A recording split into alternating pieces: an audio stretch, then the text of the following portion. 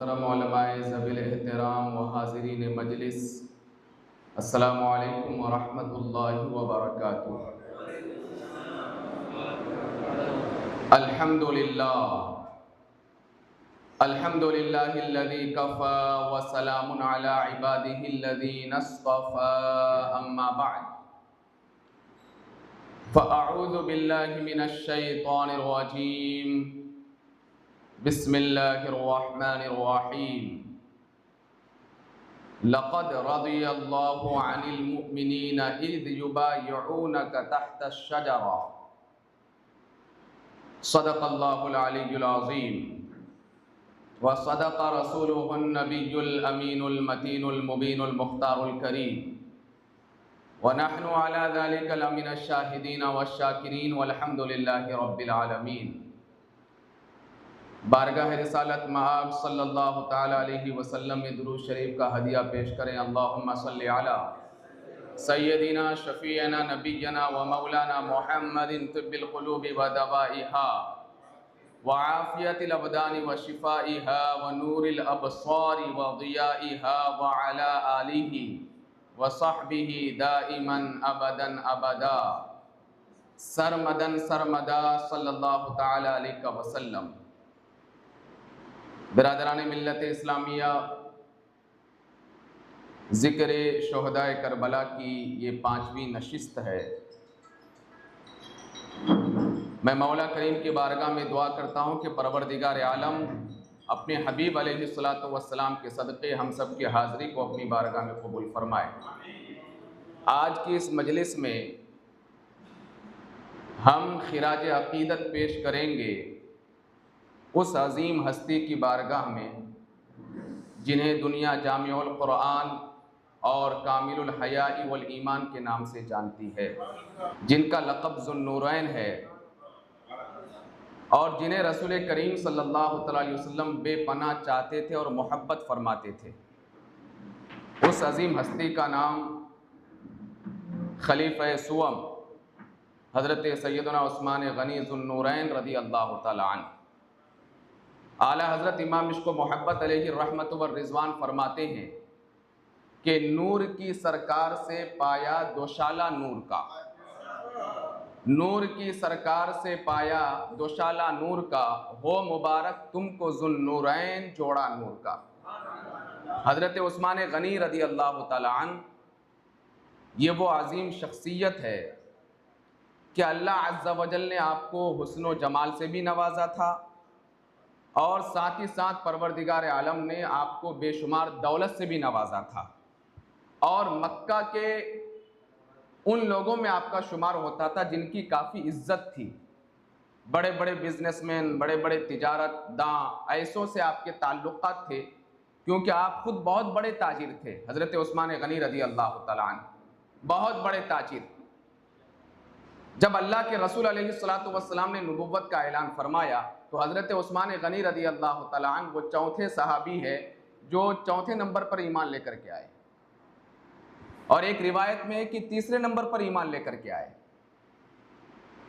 तो आप साबिक़ूनल अव्वलून हैं और आपका शुमार उन लोगों में होता है जो इब्तिदा में इस्लाम लेकर के आए। अब किनकी तबलीग से इस्लाम लेकर के आए? चूँकि थे बहुत बड़े बिजनेसमैन तो पहले से ही दोस्ती थी हज़रत अबू बकर सिद्दीक़ रज़ी अल्लाह तआला अन्हु के साथ। हज़रत अबू बकर सिद्दीक़ रज़ी अल्लाह तआला अन्हु बड़े तिजारतदां और बिजनेसमैन थे, इस हिसाब से आपकी दोस्ती थी। एक मरतबा मुलाकात हुई हज़रत उस्मान गनी रज़ी अल्लाह तआला अन्हु से, तो हज़रत उस्मान गनी रज़ी अल्लाह तआला अन्हु से फरमाया हज़रत अबू बकर सिद्दीक़ ने, ऐ उस्मान, इन दलदल वाले दिनों से निकल जाओ और एक खुदा के दीन को कबूल कर लो। वहीं से अल्लाह के रसूल अलैहिस्सलातु वस्सलाम गुजर रहे थे, आपने हज़रत उस्मान गनी को देखा तो फरमाया, ऐ उस्मान, अल्लाह की जन्नत को कबूल कर लो। हदीस मुबारका में है कि नबी करीम सल्लल्लाहु अलैहि वसल्लम के अल्फाज में ऐसी लताफत थी, ऐसी शीरनी थी कि हज़रत उस्मान गनी रज़ी अल्लाह तआला अन्हु फ़ौरन अर्ज़ करते हैं, मुझे भी कलमा पढ़ा दीजिए, मैं भी मुसलमान बनना चाहता हूँ। और वो कलमा पढ़ कर के इस्लाम के आगोश में आ गए और उन्होंने सहाबियत का मकाम हासिल कर लिया। हज़रत उस्मान गनी रज़ी अल्लाह तआला अन्हु ये वो खुश नसीब सहाबी रसूल हैं कि जब ये ईमान की दौलत से मालामाल हुए और रसूल करीम सल्लल्लाहु अलैहि वसल्लम ने मक्का की सरजमीन पर ऐलान नबुव्वत के बाद इस्लाम की तरवीज और इशाअत शुरू की तो बहुत सारे दुश्मन थे। उन्हीं में से एक नाम निहाद दुश्मन जिनका नाम आप बखूबी जानते हैं, अबू लहब। अबू लहब के बेटे का नाम है उतबा और अल्लाह के रसूल अलैहिस्सलातु वस्सलाम ने ऐलान नबुव्वत से पहले अपनी बेटी हजरत रुकैया रदी अल्लाह ताला अन्हा का निकाह उतबा के साथ किया था। अबू लहब ने सोचा मौका अच्छा है, क्यों ना रिश्ता खत्म कर दिया जाए, वरना लोग कहेंगे तुमने मोहम्मद अरबी से रिश्ता जोड़ करके रखा है, जबकि तुम उनके दीन के खिलाफ हो, उनको मानते नहीं हो, आखिर तुमने रिश्ता जोड़ करके क्यों रखा। और वैसे भी अबू लहब कट्टर दुश्मन था रसूल करीम सल्लल्लाहु अलैहि वसल्लम का। तो अबू लहब ने अपने बेटे उतबा पर दबाव डाला कि तुम हजरत रुकैया को तलाक दे दो।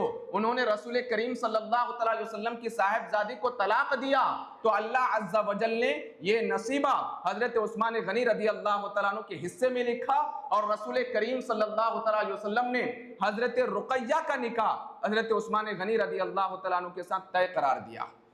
आप वो खुश नसीब सहाबी रसूल हैं कि रसूल करीम सल्लल्लाहु अलैहि वसल्लम की शहजादी आपके निकाह में, लेकिन आपने ऐसे वक्त में निकाह ये इस्लाम कबूल किया कि जब इस्लाम कबूल करना बिल्कुल अंगारे पर चलने की तरह था। इतनी ज्यादा सख्ती और इतनी ज्यादा परेशानी, इतने सारे लोग जान के दुश्मन कि अंगारे पर चलने की तरह था। और उनके साथ भी ऐसा ही हुआ। हजरत उस्मान गनी रदी अल्लाह तआला अन्हु के साथ थे तो बड़े नरम मिजाज। आपके चाचा हकम इब्ने अबिल आस ये बड़े सख्त थे, इस्लाम के खिलाफ बहुत ज्यादा सख्त थे। इन्होंने हजरत उस्मान गनी रदी अल्लाह तआला अन्हु को समझाया, अय उस्मान तुम क्या कर रहे हो, तुमने हमारे खानदान की नाक कटवा दी, तुमने मोहम्मद अरबी के दीन को कबूल कर लिया, मैं अभी तुमको हुक्म देता हूं कि तुम इस दीन को छोड़ दो। हजरत उस्मान गनी रदी अल्लाह तआला अन्हु दीन का छोड़ने वाले थे कि जब तक बिके न थे तो कोई पूछता न था, या रसूलल्लाह तुमने खरीद कर हमें अनमोल कर दिया। अब तो वो हुजूर की गुलामी इख्तियार कर चुके थे, कहां से दीन मुस्तफा छोड़ने वाले थे। हजरत उस्मान गनी रदी अल्लाह तआला अन्हु ने जब सख्ती के साथ मना किया तो आपके चाचा हकम इब्ने अबिल आस ने आपको जंजीर से बांध दिया और इतना मारा, इतना मारा, इतना मारा, सारे खानदान वालों ने देखा और सबने यकीन कर लिया कि शायद इसके बाद उस्मान दीन को छोड़ दे। अल्लाहु अकबर। उसके बावजूद हजरत उस्मान गनी रदी अल्लाह तआला अन्हु दीन मुस्तफा छोड़ने के लिए तैयार नहीं हुए और आपका जुमला ये था, मेरी जान चली जाए मुझे ये गवारा है, लेकिन मैं मोहम्मद रसूलुल्लाह की गुलामी नहीं छोड़ सकता हूं। फिर क्या था, चाचा ने मजबूर होकर के हजरत उस्मान गनी को छोड़ दिया। आप कुछ दिन मक्के में रहे, चूंकि इब्तिदा में आपने इस्लाम कबूल किया था, हालात बड़े नाजुक थे, आए दिन मुसलमानों को परेशान किया जा रहा था और एक वक्त ऐसा आया कि अच्छी खासी मुसलमानों की तादाद हो गई तो मक्का के बड़े बड़े काफिरों ने मीटिंग की कि इन सब को ख़त्म कर दिया जाए, नीस्त नाबूद कर दिया जाए, वरना ये दिन बड़ी तेज़ी के साथ फैल जाएगा। बाप बेटे से जुदा हो रहा है, माँ बेटे से जुदा हो रही है, ऐसे हालात हो चुके हैं मक्के के, तो कहीं ऐसा ना हो कि पूरे मक्का का माहौल ख़राब हो जाए। तो ये लोग जो चंद लोग इस्लाम कबूल किए हैं इनको निस्त नाबूद कर दिया जाए। तो रसूल करीम सल्लल्लाहु अलैहि वसल्लम ने एक कमेटी तैयार की जिनको हिजरत पर भेजने के लिए अल्लाह के रसूल अलैहिस्सलातु वस्सलाम ने हुक्म दिया। तकरीबन 18 लोग थे और एक रिवायत में कि 15 लोग थे। ये सबसे पहली हिजरत थी, हिजरत हबशा, मदीने की जानिब हिजरत नहीं थी, हिजरत हबशा ये इस्लाम की सबसे पहली हिजरत है।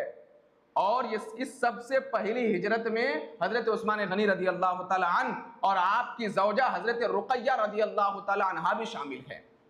तकरीबन 18 लोग, जिसमें से 5 खवातीन और बाकी के तमाम मर्द हजरात थे। हबशा हिजरत करके गए, उसके बावजूद कुफ्फाराने मक्का इतने सख्त थे कि 2 आदमियों को हबशा भेज दिया कि जाओ हबशा के बादशाह से कहना कि हमारे कुछ लोग मक्का से यहाँ पर भाग करके आ गए हैं, ये हमारे अपने लोग हैं, हम इनको वापस लेने के लिए आए हैं, उनसे जाकर के कह देना। तो 2 लोग गए मक्का से और हबशा के बादशाह नज्जाशी से मुलाकात की और कहा कि हमारे कुछ लोग हैं भूले भटके यहाँ पर आ गए हैं, तो हमको सरदाराने मक्का ने भेजा है कि इनको छोड़ दिया जाए, ये वापस अपने शहर मक्का आ जाएंगे। और उनका इरादा गलत था, ये जब वापस मक्का आएंगे तो इन सबको नीस्त नाबूद कर दिया जाए, इनको शहीद कर दिया जाए। तो वहां पर हजरत जाफर इब्न तैयार रज़ी अल्लाह तआला अन्हु उठ करके खड़े हुए और कहा कि नहीं, हम मक्का से यूं ही नहीं आए, बल्कि मक्के वाले हम पर जुल्म ज्यादती कर रहे हैं। अल्लाह के रसूल अलैहिस्सलातु वस्सलाम जो दीन लेकर के आए वो दीन बरहक है, लेकिन अहले मक्का इसको तस्लीम करने के लिए तैयार नहीं। वो हमारे जान पर हाथ धो करके पीछे बैठे हुए हैं, वो हमको कत्ल करना चाहते हैं, इसलिए हम वहां से हिजरत करके यहां आ गए हैं। जब नज्जाशी ने इन सारे हालात को देखा, नज्जाशी मामले को समझ गया, उसने उन दोनों लोगों को भेज दिया कि तुम वापस चले जाओ, हम मामले को संभाल लेते हैं। उसके बाद हजरत जाफर तैयार रज़ी अल्लाह तआला अन्हु से वो नज्जाशी बादशाह पूछते हैं, अच्छा मुझे ये बताओ, वो मोहम्मदुर रसूलुल्लाह जो दीन लेकर के आए हैं, आखिर तुमने उनके अंदर ऐसी कौन सी खुसूसियत देखी, ऐसा कौन सा मामला देखा, तुम्हें क्या नजर आ गया कि तुमने अपने आबा व अजदाद के दीन को छोड़ दिया और उनके दीन को कबूल कर लिया। अल्लाहु अकबर। हजरत जाफर तैयार रज़ी अल्लाह तआला अन्हु ने वहां पर नज्जाशी बादशाह के सामने एक तकरीर की, जो अरबी में वो पूरी तकरीर मौजूद है, मैं उसका निचोड़ आपके सामने रखता हूं। वो कहते हैं, पहले हम इसको पूछते थे, उसको पूछते थे, वहां अपनी पेशानी को झुकाते थे, हम जानवरों को, वो जानवर जो मर जाते थे उनको खाते थे, अपने हाथों से अपने माबूद को बनाते थे। फिर मोहम्मद रसूलुल्लाह तशरीफ लाए, उन्होंने बताया खुदा एक है, अल्लाह एक है, ये सारे माबूदाने बातिला है, और उनकी बातें हमारे दिल पर लग गई, इसलिए हमने उनके दीन को कबूल कर लिया। अल्लाहु अकबर। जब ऐसी बात थी, नज्जाशी ने हजरत जाफर तैयार की तकरीर को सुना, उनके खुतबे को सुना, तो नज्जाशी की दिल की दुनिया बदल गई और अल्लाहु अकबर, नज्जाशी कहने लगा मुझे भी मौका मिलेगा तो मैं भी उस मोहम्मद रसूलुल्लाह के दीन को कबूल कर लूंगा। और आप बुखारी शरीफ की हदीस पढ़ेंगे या किसी से सुनेंगे तो आपको मालूम होना चाहिए कि जब नज्जाशी बादशाह का इंतकाल हुआ तो रसूल करीम सल्लल्लाहु अलैहि वसल्लम ने मदीने की सरजमीन से गायबाना नमाज जनाजा अदा फरमाई। ये तन्हा वो बादशाह है जिसकी नमाज जनाजा गायबाना अल्लाह के रसूल अलैहिस्सलातु वस्सलाम ने अदा फरमाई।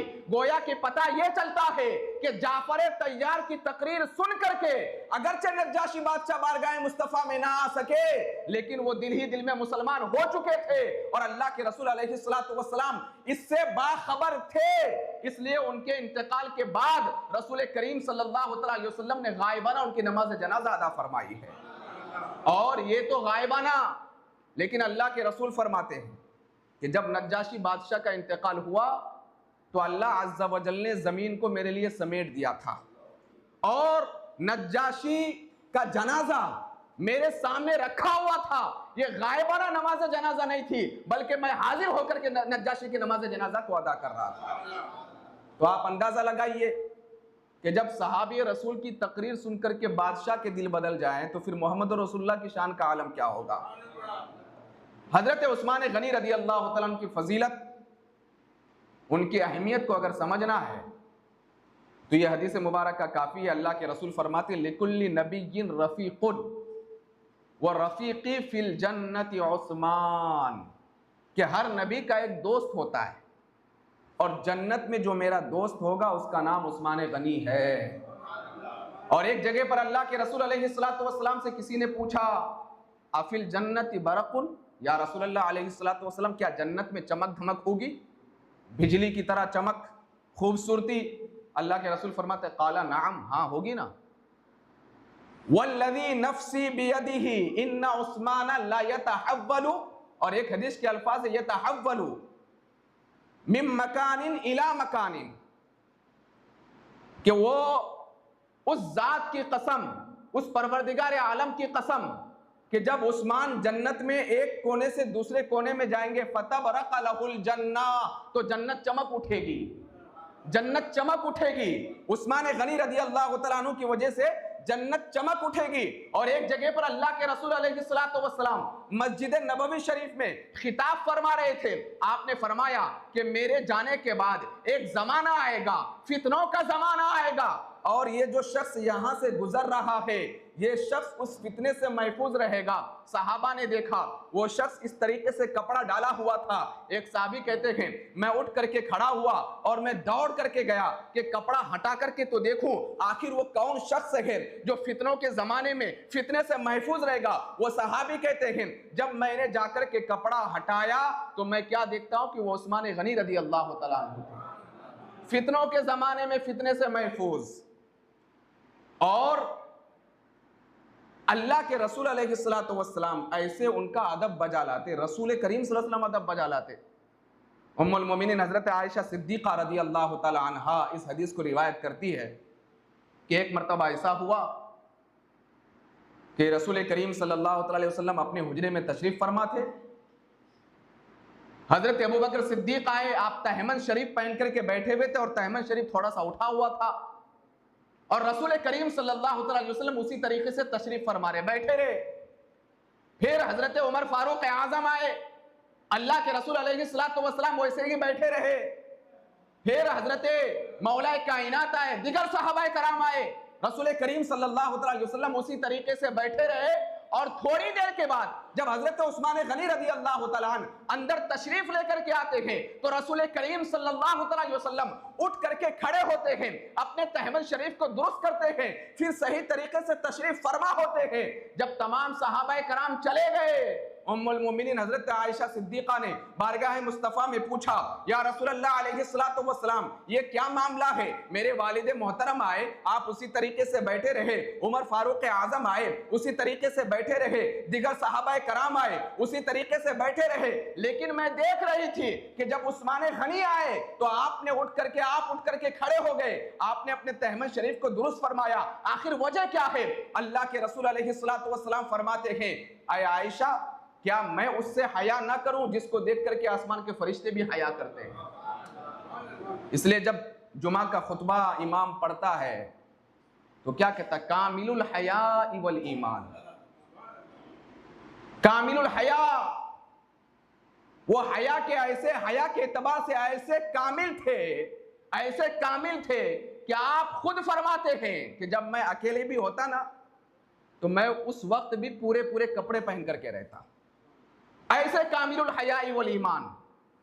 और हया ये बहुत बड़ी दौलत है, इसलिए रसूल करीम सल्लल्लाहु अलैहि वसल्लम ने इरशाद फरमाया अल हयाउ शुअबतुम मिनल ईमान, हया ईमान का हिस्सा है।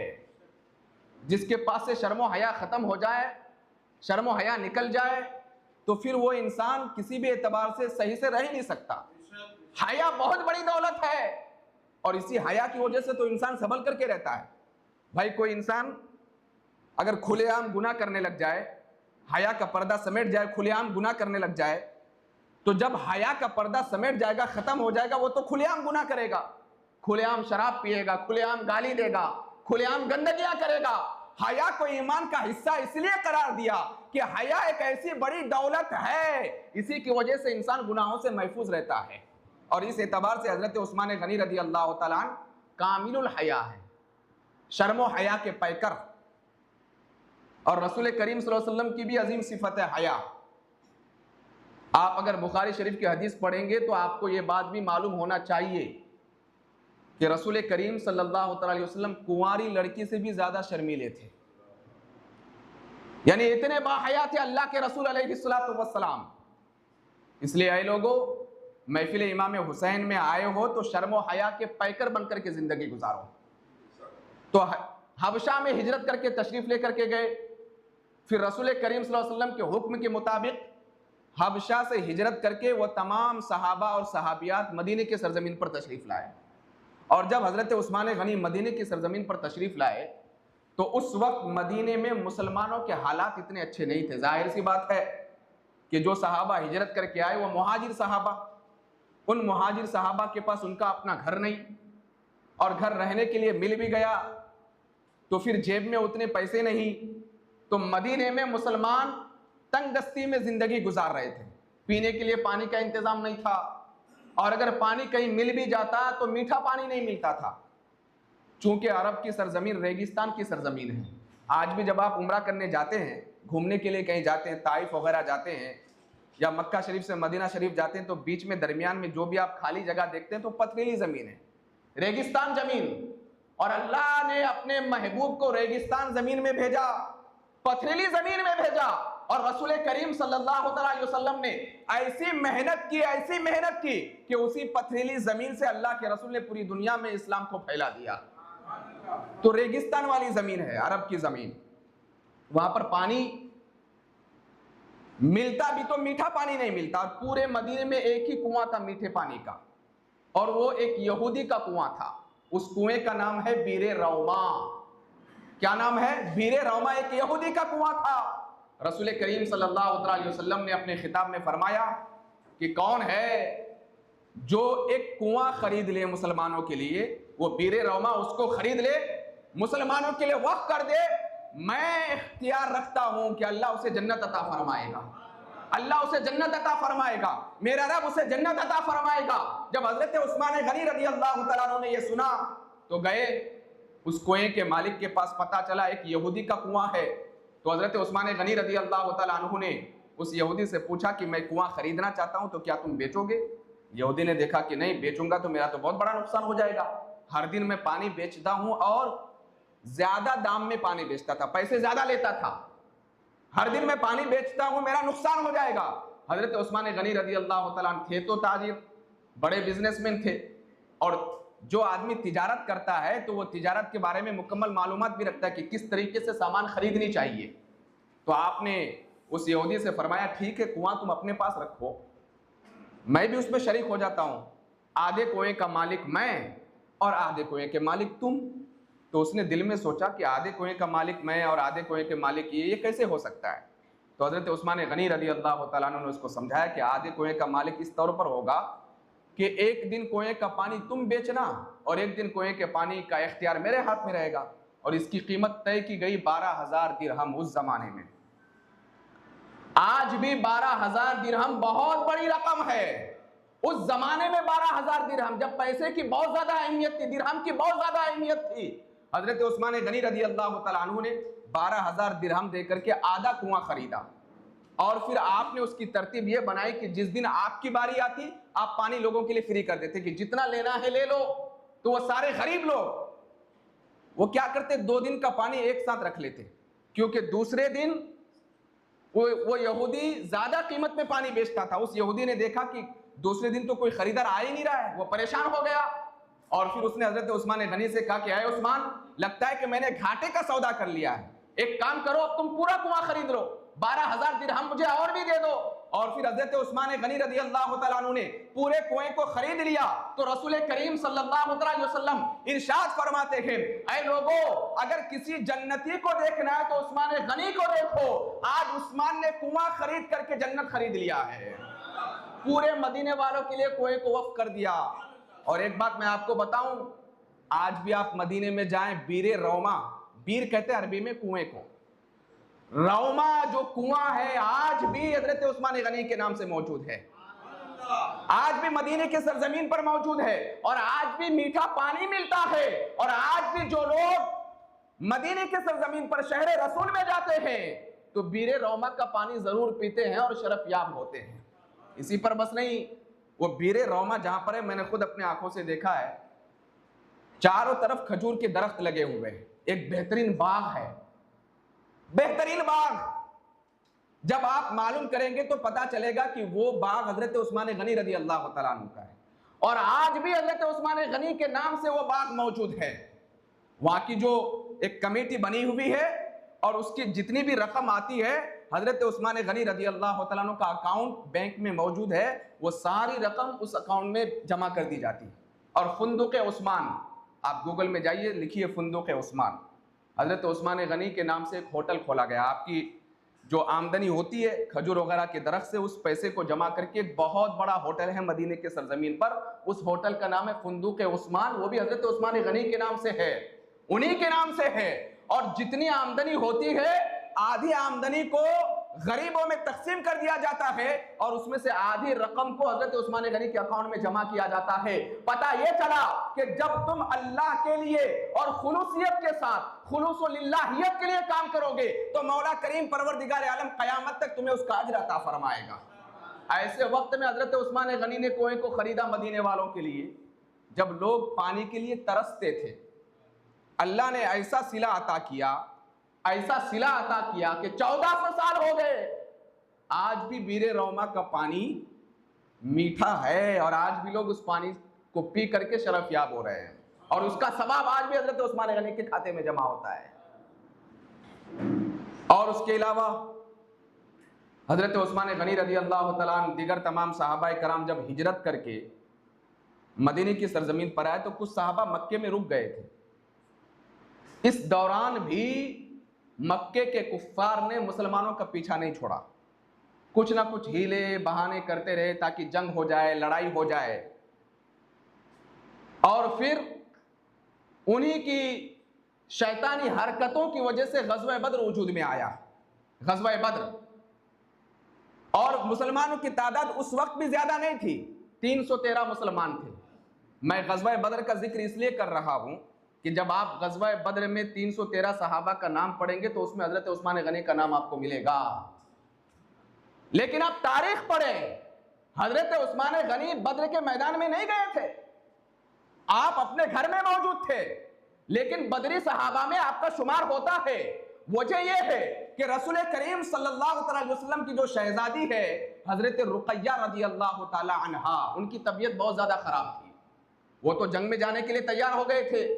अल्लाह के रसूल अलैहिस्सलातु वस्सलाम ने फरमाया कि उस्मान तुम घर पर रहो, क्योंकि तुम्हारी ज़ौजा बीमार है, उनकी आयादत करो, जब तक वो ठीक ना हो जाए तुम घर पर ही मौजूद रहो, लेकिन तुम्हारा नाम बदरी सहाबा में जरूर शामिल होगा।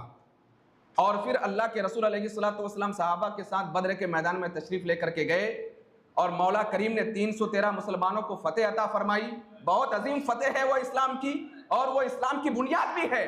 लेकिन इस दौरान हजरत रुक़य्या रज़ी अल्लाह तआला अन्हा का इंतकाल हो गया। जब रसूल करीम सल्लल्लाहु अलैहि वसल्लम ग़ज़वा बद्र से वापस तशरीफ लाए मदीने की सरजमीन पर, आपको जब पता चला कि आपकी शहजादी का इंतकाल हो गया तो आप भी गमज़दा हो गए। लेकिन उसके बाद से सहाबा ने हजरत उस्मान गनी को हंसते हुए नहीं देखा। कई दिन हो गए, जब सहाबा ने यह कैफियत देखी तो हुजूर की बारगाह में अर्ज किया, या रसूल अल्लाह अलैहिस्सलातु वस्सलाम, उस्मान को क्या हो गया है? चेहरे की मुस्कुराहट खत्म हो गई है, ना कभी किसी से सही से बात करते हैं, चेहरे की मुस्कुराहट खत्म हो गई है। अल्लाह के रसूल अलैहिस्सलातु वस्सलाम गैबदा नबी थे, आप समझ गए। और रसूल करीम सल्लल्लाहु अलैहि वसल्लम ने हजरत उस्मान गनी को बुलाया और अपनी दूसरी शहजादी हजरत उम्मे कुलसूम रज़ी अल्लाह तआला अन्हा का निकाह हजरत उस्मान गनी के साथ फरमा दिया। और उसके बाद मेरे आका अलैहिस्सलातु वस्सलाम के जुमले हैं, अल्लाह के रसूल फरमाते हैं, अगर मेरी 100 शहजादियां होती, 100 बेटियां होती और एक के बाद दिगरे इंतकाल कर जाती तो मैं अपनी 100 बेटियों का निकाह उस्मान गनी के साथ कर देता। लेकिन चूंकि अल्लाह ने मुझे 2 शहजादियां अता की है, एक शहजादी का निकाह तो हजरत फातिमा ज़हरा के साथ, हजरत अली मुर्तजा के साथ एक शहजादी, और 2 शहजादी का निकाह हजरत उस्मान गनी के साथ, तो 2 शहजादियां बची, दोनों का निकाह मैंने उनके साथ कर दिया। गोया के रसूल करीम सल्लल्लाहु अलैहि वसल्लम ने हजरत उस्मान गनी को 2-2 नूर अता कर दिए, 2-2 नूर अता कर दिए। इसलिए तो बरेली के ताजदार कहते हैं, नूर की सरकार से पाया दोशाला नूर का, हो मुबारक तुमको जुन्नूरैन जोड़ा नूर का। हजरत उस्मान गनी का जो लक़ब है वो क्या है? जुन्नूरैन। एक तो है गनी और एक है जुन्नूरैन, 2 नूर वाले। हुजूर ने अपने 2 नूर हजरत उस्मान गनी को अता किए, 2 नूर अता किए। और हजरत उस्मान गनी रज़ी अल्लाह तआला अन्हु की सखावत के हवाले से मैं गुफ्तगू कर रहा था, तो आपने बीरे रौमा खरीद करके मुसलमानों के लिए वफ़ कर दिया। फिर ग़ज़वा बद्र वजूद में, और उसके बाद ग़ज़वा तबूक, जिसको जैशुल उसरा भी कहते हैं। उसरा का मतलब होता है अरबी में तंगदस्ती का ज़माना, और जैशुल उसरा का मतलब हुआ कि तंगदस्ती वाली जंग। क्या मतलब यह कि मुसलमानों की तादाद तो अच्छी खासी बड़ी थी, लेकिन माली एतबार से मुसलमान अभी भी कमजोर थे। ये जो जंगे यरमुक है, जैशुल उसरा जिसको कहते हैं, दरअसल रोम का जो बादशाह था, कैसर और किसरा, ये बड़े बड़े बादशाह, रोम के जो बादशाह थे उन्होंने अरब के मुसलमानों को धमकी दी थी कि अनकरीब हम तुम पर चढ़ाई करने वाले हैं और तुम सबको हम हलाक कर देंगे। तो ग़ज़वा तबूक के मौके पर रसूल करीम सल्लल्लाहु अलैहि वसल्लम ने तमाम सहाबा को जमा किया और जमा फरमाने के बाद अल्लाह के रसूल अलैहिस्सलातु वस्सलाम ने फरमाया कि तंगदस्ती की हालात है, कौन है जो इस जंग में हिस्सा ले। और हर सहाबी ने अपने अपने एतबार से रकम दी। हज़रत उस्मान गनी रज़ी अल्लाह तआला अन्हु वहाँ पर उठ करके खड़े होते हैं और फरमाते हैं कि मेरी तरफ से 100 ऊँट। उस वक्त ऊँट की बड़ी कीमत थी, आज भी वैसी बहुत बड़ी कीमत है। आज जिसके पास 4 व्हीलर हो तो वो कितना दम सीना अकड़ के चलता ना, 4 व्हीलर है उसके पास।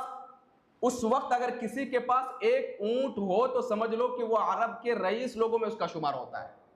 एक ऊँट अगर किसी के पास हो तो 100 ऊँट हजरत उस्मान गनी ने दिए। कितने? 100 ऊँट। फिर से अल्लाह के रसूल ने फरमाया कि कौन है जो इस जंग में मदद करे मुसलमानों के लिए। हजरत उस्मान गनी दूसरी मर्तबा खड़े हुए, फिर से 100 ऊँट दिए। तीसरी मर्तबा खड़े हुए, फिर से 100 ऊँट दिए, 300 ऊँट। इसी पर बस नहीं, अल्लाह अज़्ज़ा वजल ने ऐसी सखावत आपको अता की थी।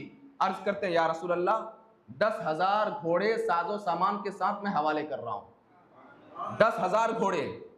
और ग़ज़वा तबूक में जितने मुसलमान जाएंगे आधे मुसलमानों का खर्चा मैं बर्दाश्त करूंगा, उसका जो भी खर्चा होगा मैं उतनी दिरहम देने के लिए तैयार हूं। मेरे आका ने फिर से फरमाया, ऐ लोगों, अगर किसी जन्नती को देखना है उस्मान गनी को देखो, इसने अपने माल के जरिए से इस्लाम की खिदमत की है, ये चलता फिरता जन्नती है। ऐसी सखावत के धनी कि जो होता लुटा देते।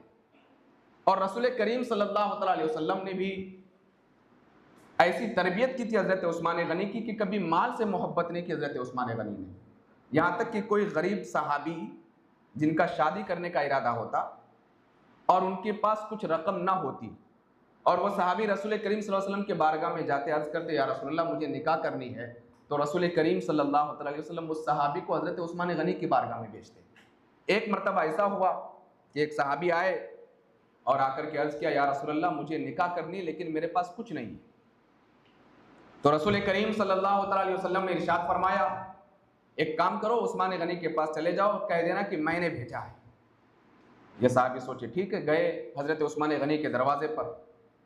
तो हज़रत उस्मान गनी ज़ुन्नूरैन रज़ी अल्लाह तआला अन्हु अपने ग़ुलाम को डांट रहे थे, क्योंकि वो जो दिया जलाते हैं, दिया उसमें मिट्टी का तेल डाल करके ऊपर जो रस्सी निकालते हैं, तो उसने रस्सी थोड़ा सा ज़्यादा निकाल दिया था, जिसकी वजह से तेल ज़्यादा जल रहा था।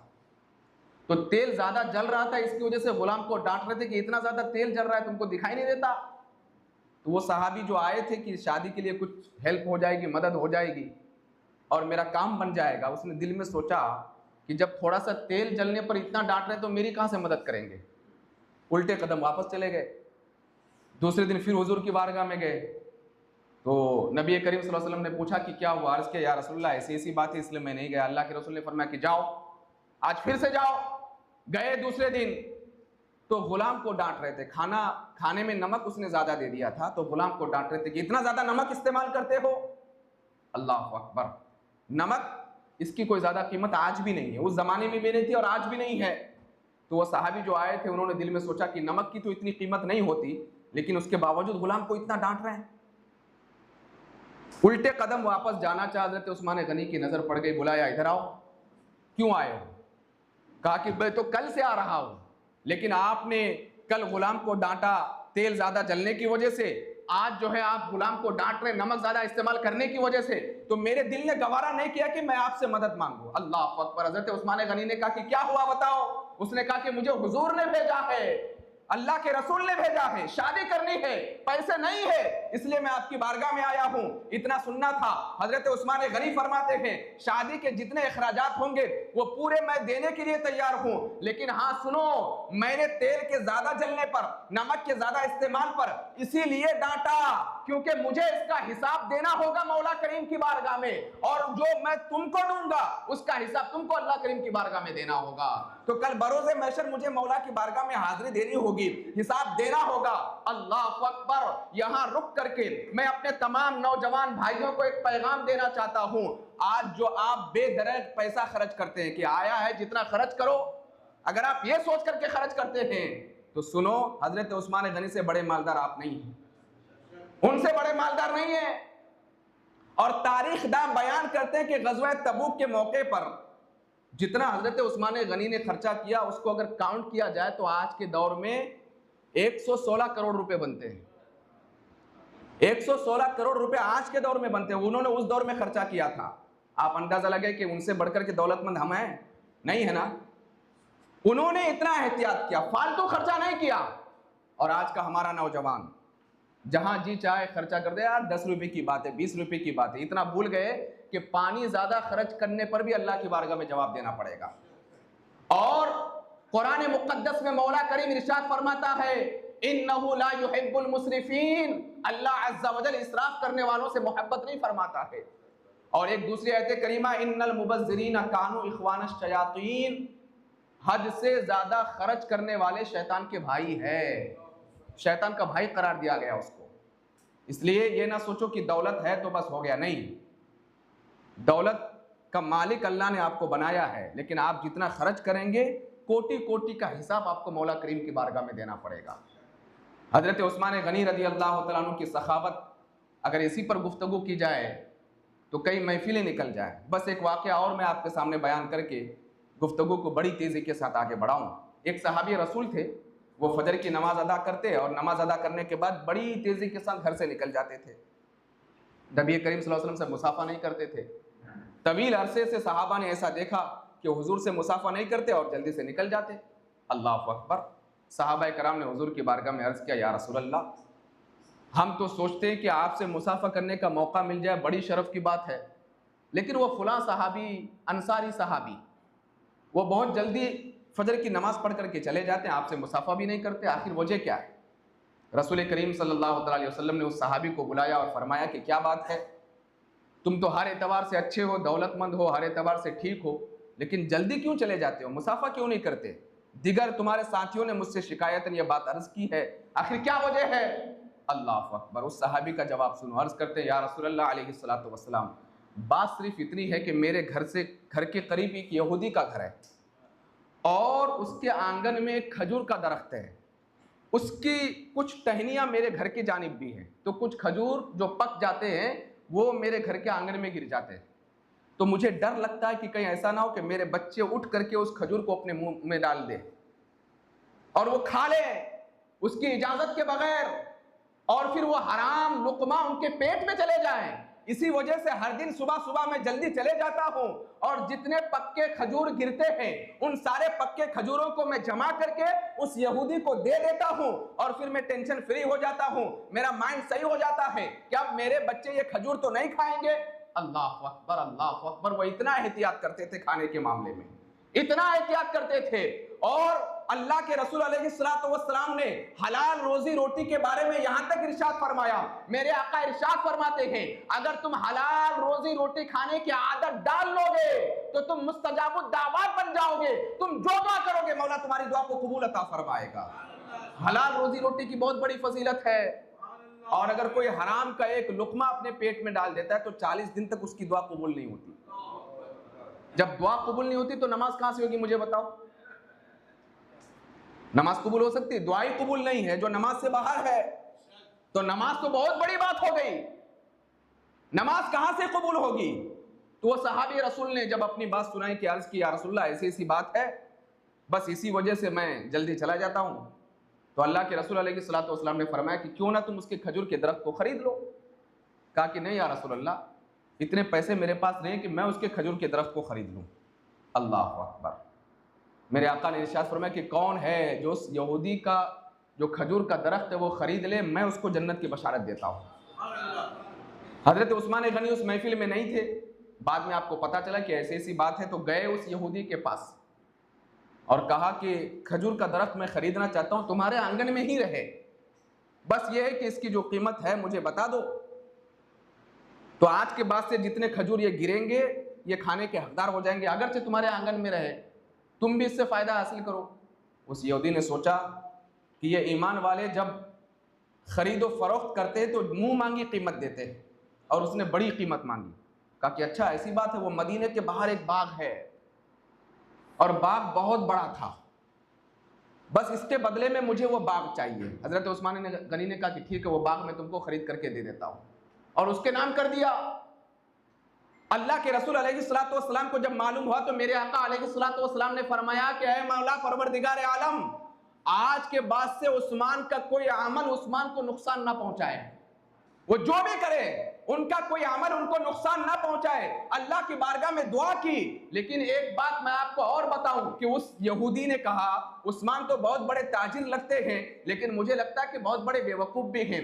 बाग तो खरीद लिया मैंने, बाग तो मैंने ले भी लिया, लेकिन मेरे खजूर का दरख्त मेरे आंगन में ही मौजूद है, इससे तो मुझे ही फायदा हुआ। लेकिन अल्लाह अकबर, सहाबा कहते हैं सुबह की सफेदी नमूदार हुई, हमने अपने माथे की आंखों से देखा। मेरे आका अलैहिस्सलातु वस्सलाम का मौजज़ा ऐसा जाहिर हुआ कि खजूर का दरख्त उस यहूदी के आंगन से निकल करके अंसारी सहाबी के आंगन में जाकर के लग गया था। ये मेरे आका का मौजज़ा है, ये हुजूर का मौजज़ा है। और फिर रसूल करीम सल्लल्लाहु अलैहि वसल्लम से ऐसी मोहब्बत हजरत उस्मान गनी की, ऐसी मोहब्बत की अल्लाह अकबर। एक मरतबा दावत दी, या रसूल अल्लाह अलैहिस्सलातु वस्सलाम आप मेरे घर तशरीफ लाएं, आपको दावत है। और हुजूर को दावत देने की आदत उनकी थी, कसरत के साथ दावत देते। लेकिन ये वाक़या मैं इसलिए नकल कर रहा हूँ कि इसके पीछे बहुत बड़ी बात है कि कैसी गुलामी थी और कैसी मोहब्बत थी। दौलत, जान, हर चीज़ उन्होंने निछावर कर दी। नबी करीम सल्लल्लाहु अलैहि वसल्लम को दावत दी, अल्लाह के रसूल अलैहिस्सलातु वस्सलाम आगे आगे और पीछे पीछे हजरत उस्मान गनी, और हुजूर के हर कदम को गिन रहे हैं। जितने कदम है मस्जिद नबवी शरीफ से लेकर के आपके घर तक, हजरत उस्मान गनी के घर तक जितने कदम है, हर कदम को गिन रहे हैं। तो अल्लाह के रसूल अलैहिस्सलातु वस्सलाम ने फरमाया कि ऐ उस्मान, क्या कर रहे हो? कहा कि या रसूल अल्लाह, मैंने दिल में ख्याल किया है कि आज मेरा महबूब, मेरे आका जब मेरे घर पर तशरीफ़ लाएंगे तो जितने कदम चल करके जाएंगे, मैं उन कदमों की तादाद के बराबर जो गुलाम है उनको ख़रीद करके मैं आज़ाद कर दूंगा, उनको ख़रीद करके मैं आज़ाद कर दूंगा। और रसूल करीम सल्लल्लाहु अलैहि वसल्लम के कदमे मुबारकों को गिना, और उसके बाद जितने कदम हुए उतने कदम की तादाद के मुताबिक सारे गुलामों को ख़रीद करके हज़रत उस्मान गनी ने आज़ाद कर दिया था।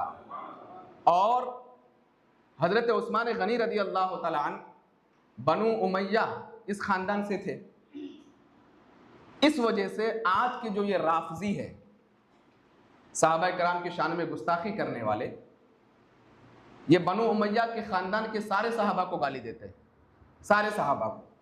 और ये हज़रत उस्मान गनी को नहीं मानते, नऊज़ बिल्लाहि मिन ज़ालिक, काफिर कहते हैं। ये जो शिया हैं, हज़रत उस्मान गनी रज़ी अल्लाह तआला अन्हु को काफिर कहते हैं कि ये काफिर हैं। लेकिन हकीकत में आप अगर तारीख़ पढ़ेंगे तो आपको पता चलेगा कि शिया जमात, इसका मुकम्मल ताल्लुक़ इब्न सबा से है।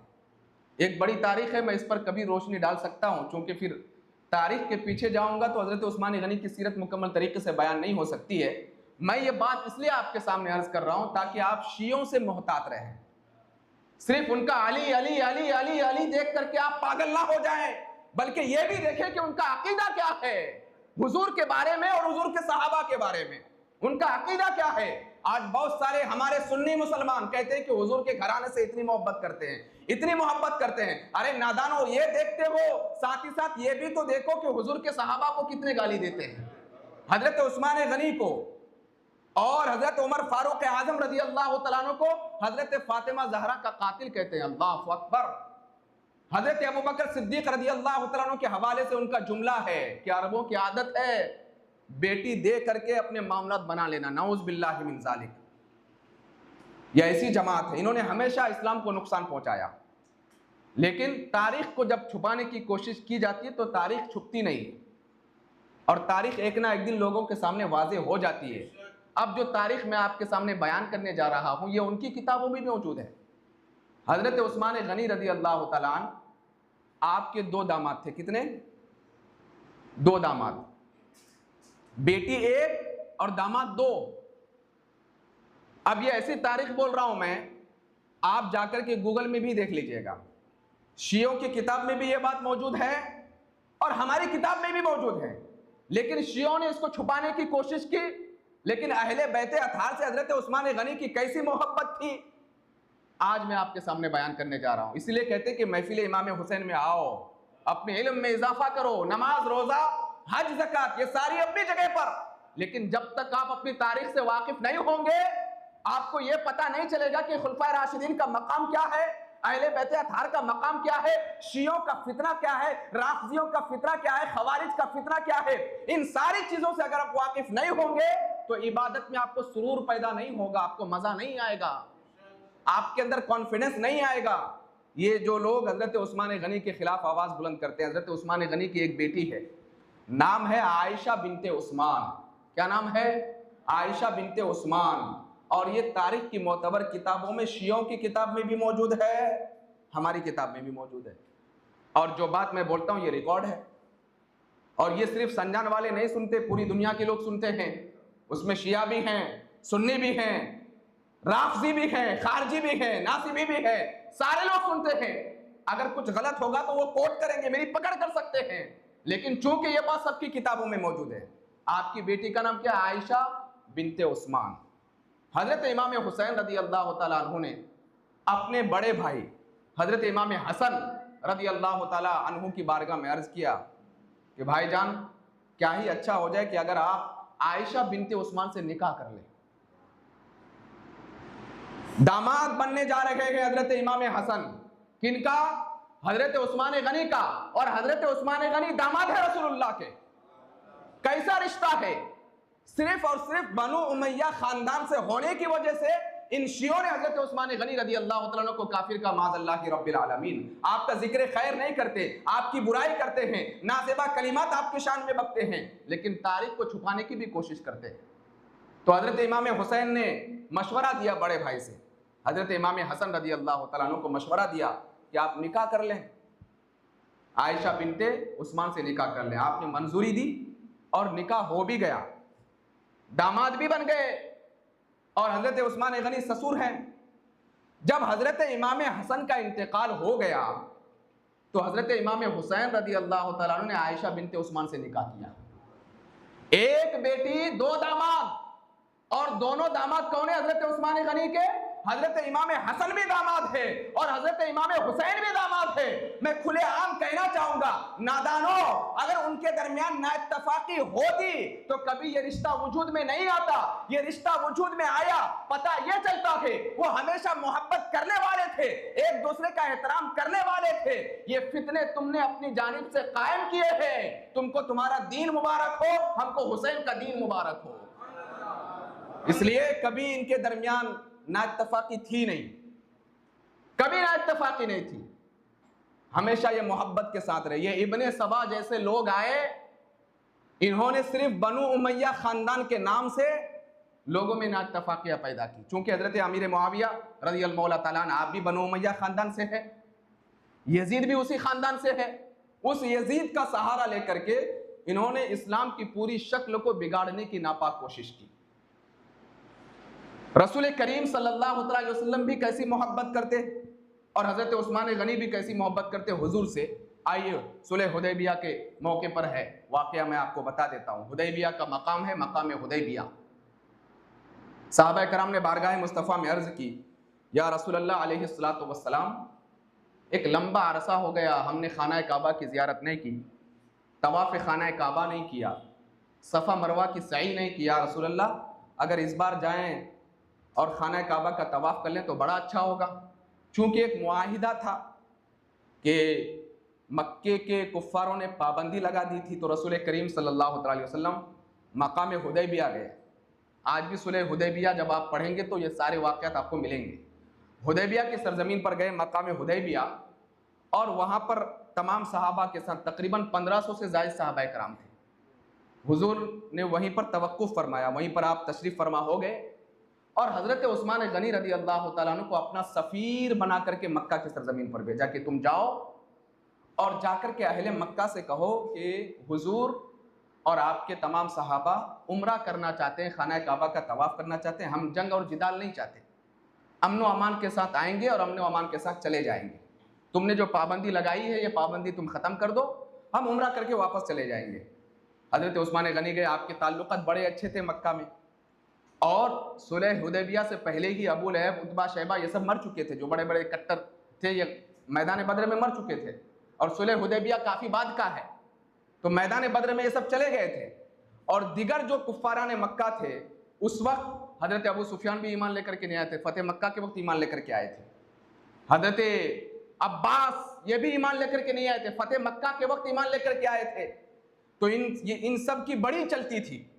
तो हजरत उस्मान गनी रदी अल्लाह तआला अन्हु से इनके ताल्लुकात बड़े अच्छे थे। तो हुजूर ने फरमाया कि तुम जाओ और जाकर के इनसे कहो कि हम सिर्फ और सिर्फ तवाफ़ खाना काबा करेंगे, उम्रा करेंगे और अमन सलामती के साथ वापस आ जाएंगे। हजरत उस्मान गनी गए। तारीख की बात मैं आपको बता रहा हूँ और कुरान मुक़द्दस की जो आयत करीमा की मैंने तिलावत की उसी का तर्जमा मैं आपके सामने अर्ज करके अपनी तकरीर को कंप्लीट कर दूंगा। नबी करीम सल्लल्लाहु अलैहि वसल्लम ने कासिद बना करके हजरत उस्मान गनी को भेजा और कुफ्फारान मक्का से मुलाकात की। कहा कि देखो मेरे मुस्तफ़ा और आपके तमाम सहाबी हुदैबिया के मकाम पर ठहरे हुए हैं, वो आना चाहते हैं उम्रा करने के लिए, अमन सलामती के साथ यहाँ से उम्रा करके चले जाएंगे। तो कुफ्फारान मक्का के कहे नहीं, अभी इसकी इजाज़त नहीं, देखते हैं बाद में। लेकिन आए उस्मान, तुम आए हो तो तुम तवाफ़ खाना काबा कर लो, उम्रा कर लो, तुमको इजाजत है, लेकिन तुम्हारे नबी को भी इजाजत नहीं है। अल्लाह अकबर, इश्क़ रसूल देखे, मोहब्बत रसूल देखे। हजरत उस्मान गनी फरमाते हैं तुम क्या बात करते हो, मैं मेरे हुजूर के बगैर खाने काबा का तवाफ कर लूं?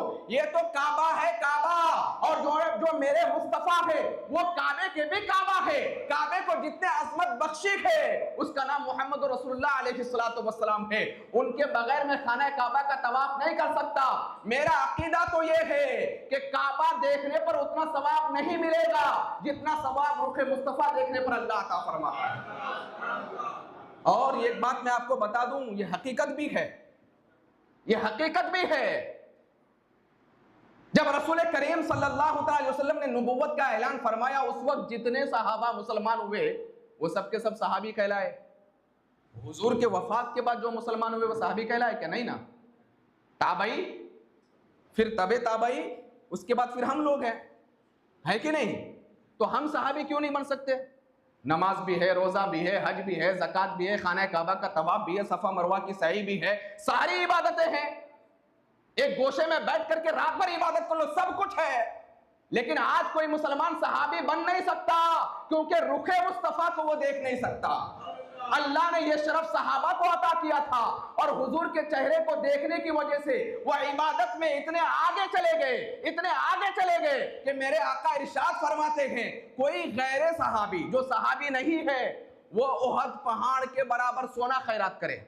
ओहद पहाड़ बहुत बड़ा पहाड़ है, ओहद पहाड़ के बराबर सोना खैरात करे और मेरा सहाबी सिर्फ एक मुश्त जौ वो खैरात करे, तब भी गैर सहाबी मेरे सहाबी के मकाम तक नहीं पहुंच सकता। गैर सहाबी तो बड़ी बात है, सरकार गौसे पाक भी किसी सहाबी के मकाम तक नहीं पहुंच सकते। कोई वली जो वलियों का सरदार हो वो भी किसी सहाबी के मकाम तक नहीं पहुंच सकते। तो सहाबी कुरान की वजह से सहाबी नहीं बने, खाना काबा की तवाफ की वजह से सहाबी नहीं बने, दिगर औराद और वज़ाइफ की वजह से सहाबी नहीं बने, हुजूर के मुखड़े को हालत बेदारी में देखा इस वजह से वो सहाबी बने। तो हजरत उस्मान गनी कहते क्या कहते हो मैं खाना काबा का तवाफ कर लूं? अरे अल्लाह ने मुझे काबे का काबा अता किया है। और फिर बरेले के ताजदार कहते हैं हाजियों आओ शहनशाह का रौजा देखो, काबा को देख चुके काबे का काबा देखो।